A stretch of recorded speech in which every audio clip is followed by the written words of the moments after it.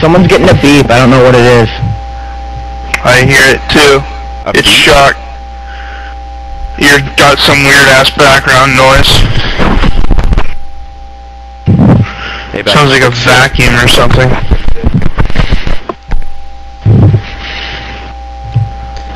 It's just going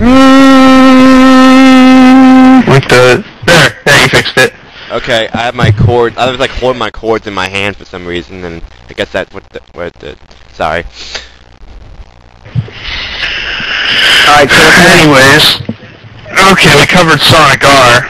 Well, the last thing I want to say is, like I said, it's really boring once you get everything, especially because if you and your friends are playing, there's no real fairness to that game. As you were saying before with Sonic Riders. The Fighters? I don't really want to talk about Sonic the Fighters. No joke. It wasn't that great. Well, the CPUs just kept using barriers, and you had to break them before you could actually do anything. Yeah, seriously. All they did, either they would do that or just spam one move at you like crazy, which would work half the time, which was sad. They can actually kill you by doing that.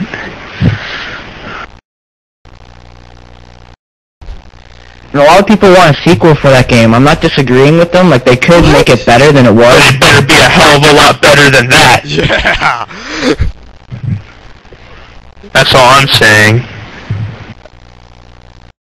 I didn't hear anything about people wanting a sequel, though. There's some people that want, like, a sequel, but maybe it's just, like, one of their ideas, but on DeviantArt, there's, like, fan art, like, fan cover art or whatever, but that's not on topic. Let's talk about something else. Yeah. In my opinion, if they're gonna make a sequel, they might as well just put more Sonic characters in Brawl. There's your fucking sequel to Sonic the Fighters. Or just play Sonic Battle. Sonic Battle, actually, you could consider that a sequel in a way. It's just different, but it was a pretty good game, no joke. I actually want a sequel to that game, speaking of sequels. What really, I think, we're going to go ahead of ourselves to Sonic Battle here since you brought it up, but what was really, like, disappointing about that game was the fact that, like, I didn't know anybody who owned it, so when I had friends who came over and actually wanted to play it with them, because it was fun, it would have been cool for 4-player, we couldn't play it, because not all of us owned the goddamn game. Yeah. I actually found an emulator on the computer that...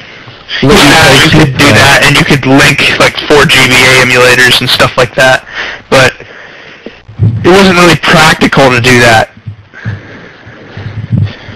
Remember, like, where you tried that, going online with the emulator once, and it didn't work at all?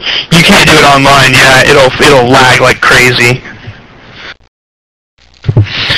Because the GBA emulator actually has to transfer at 2 megabytes per second over its wire, so when you go online, it tries to use a speed like that, and there's no internet that can really upload that fast, so it just lags. Yeah, but like I said, I like how you can just customize that guy with, like, colors. You mean Emerald? I like the fact that they could do that. The one thing that annoyed me is that you didn't know what all the colors were. Like, the cards didn't show you jack. They were all labeled by number. What was the deal with that? I had no idea what colors I was putting on him. That's the reason that it should have been, like, a sequel. They could, like, improve stuff like that. If they remade Sonic Battle in, like, 3D and on a console, I think it'd be a really fucking good game, because then you could do, like, 4-player and you wouldn't have to worry about everybody owning the game. Maybe throw some online in there. That could actually really compete against Brawl in a way.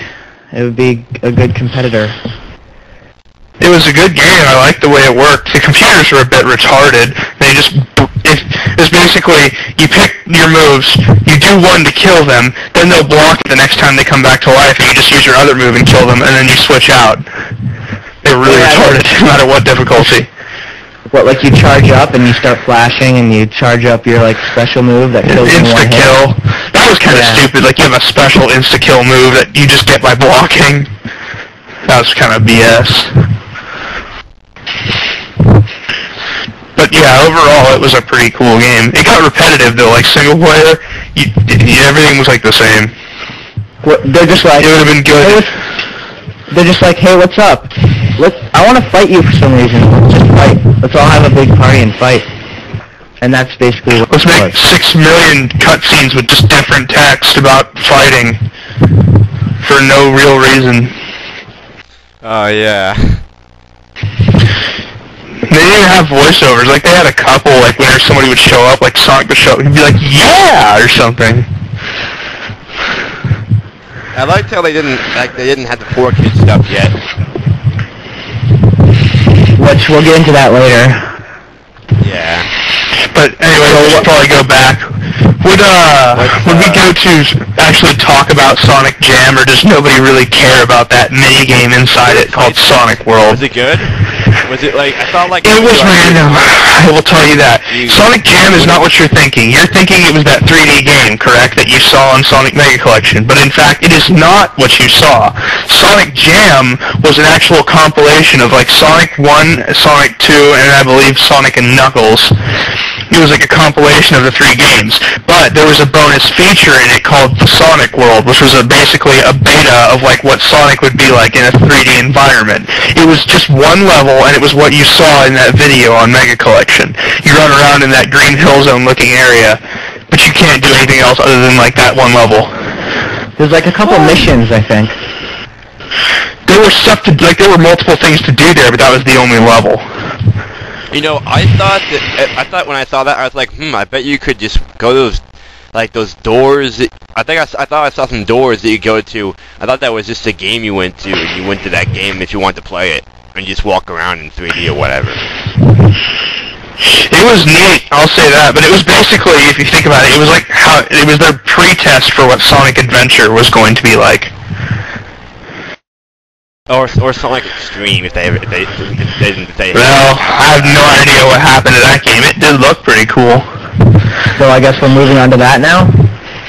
Well, there's not really much to say about Sonic Extreme. What about Knuckles Chaotix? I guess you could talk about that. I actually enjoyed that game, despite what most people want to say. It was quite fun if you had a friend.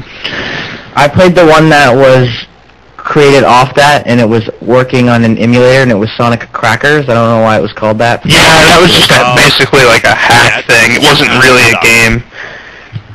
I played that one. Sonic, or Knuckles 32X, or Knuckles Chaotix, whatever you want to call it, was a pretty cool game. You should, like, emulate it, give it a shot. Go through it with Shock or something on an emulator. It's pretty cool. Yeah. You play online. That game's all about the cooperative. I really like how I like that you can play as Mighty in that game. Yeah, all the characters had like different abilities, and you could help each other by doing them. Like Charmy was actually really useful because he could carry you around by like pulling you. So it was really nice to be able to get around places that were really high that most people couldn't reach. Mighty could pull you up walls because he could wall jump. So he was really good to have as a partner. He played a lot like Sonic basically, but with wall jumping. Let's see. Vector, well, he was Vector. He didn't have a whole lot of usefulness. Didn't he wall jump? But Knuckles was Knuckles. He could climb walls and he could take you with him. He could glide and carry you, which was neat. You were attached to each other at all times, and it was pretty, you couldn't leave the screen pretty much. You were always there. The thing was with that is you had to learn how to work together to get major speed boosts. If somebody was running forward, the other person would be better off running in the other direction and then letting go, which would sling them in front of you, and then you stop running and it'll pull you and you guys will go really freaking fast. You can also use that method to get yourself up to really high ledges by somebody jumping off a cliff. You jump with them, but then jump back, or like land back onto the side. They'll pull down, you jump off the ledge, and it'll throw you guys upwards in a spiraling motion, so it'll go really freaking high. And stuff like that. You had to learn to work together to accomplish things. Yeah, it was pretty much the best Sonic co-op game I've ever played. Aside from Sonic 3 and 2 and whatever. Did anyone know why they were holding rings? That ring is what kept you attached to each other, which is how you got all those special abilities. I don't know why. There's not really an explanation for it.